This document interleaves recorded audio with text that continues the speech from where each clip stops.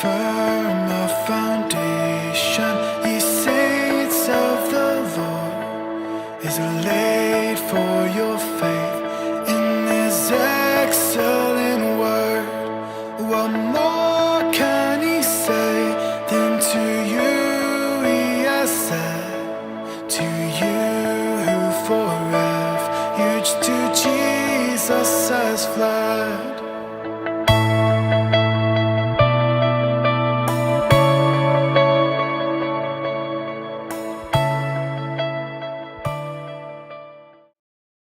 Welcome to this episode of Firm Foundation Podcast. My name is Richard Moore. In this podcast, I talk about everything that's moving me in relation to church and theology, hopefully to help build with you a firm foundation in Jesus Christ. That's right. We're building a firm foundation together. And one way we do that, one real simple way we do that, is to read the scriptures together.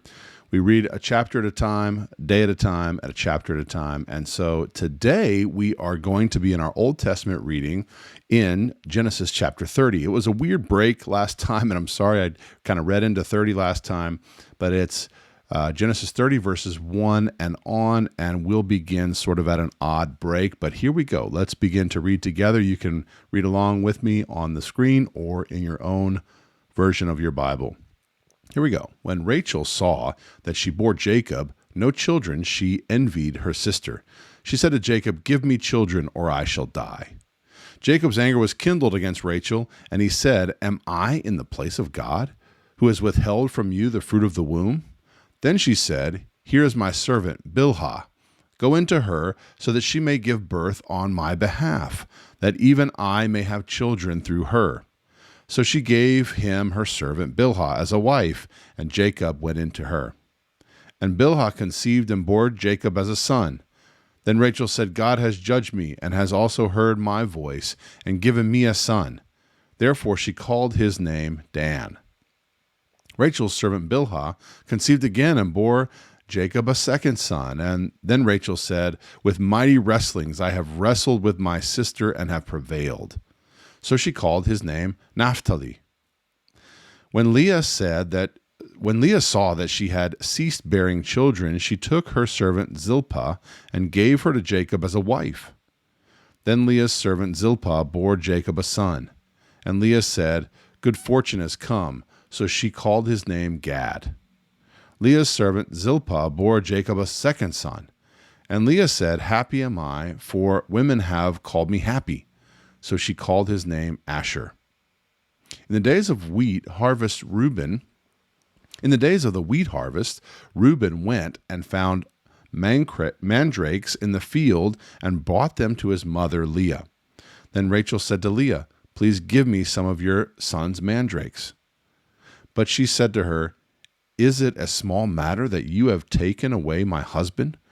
Would you take away my son's mandrakes also?"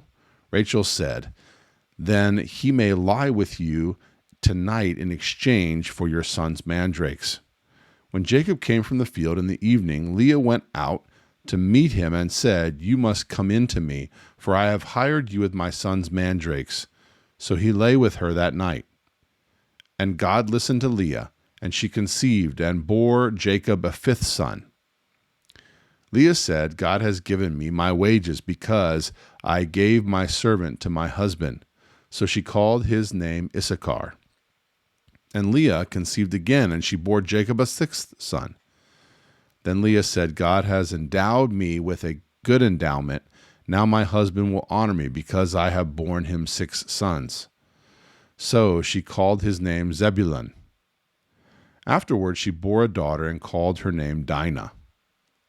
Then God remembered Rachel, and God listened to her and opened her womb. She conceived and bore a son and said, "God has taken away my reproach." And she called his name Joseph, saying, "May the Lord add to me another son." Jacob's prosperity. As soon as Rachel had borne Joseph, Jacob said to Laban, "Send me away that I may go to my home and country.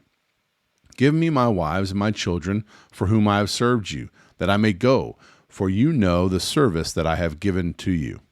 But Laban said to him, "If I have found favor in your sight, I have learned by divination that the Lord has blessed me because of you. Name your wages, and I will give it."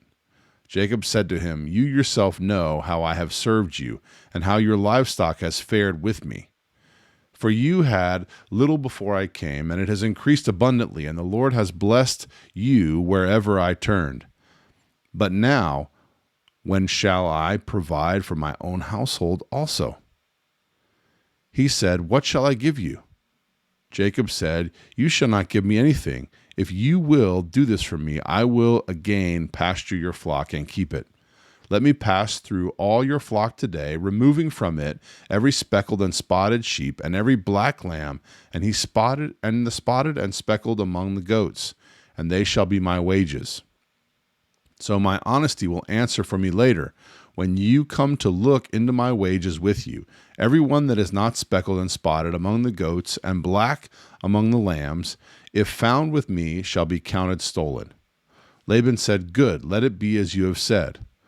But that day Laban removed the male goats that were striped and spotted, and all the female goats that were speckled and spotted, every one that had white on it, and every lamb that was black, and put them in the charge of his sons.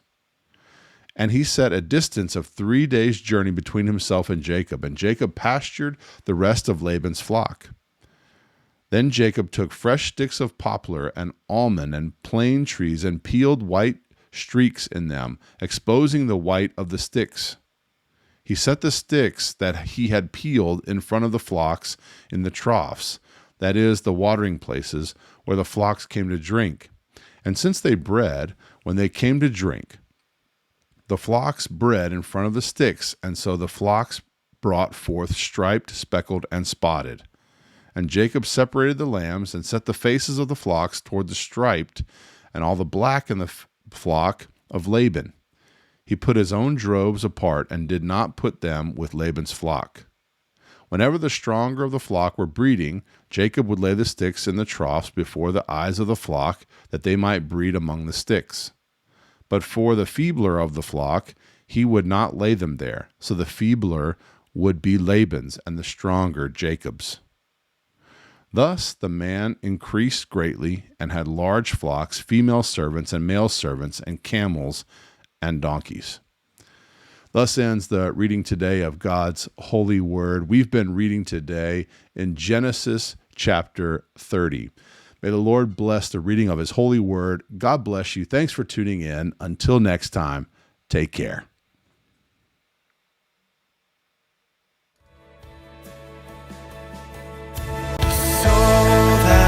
Jesus has leaned for repose.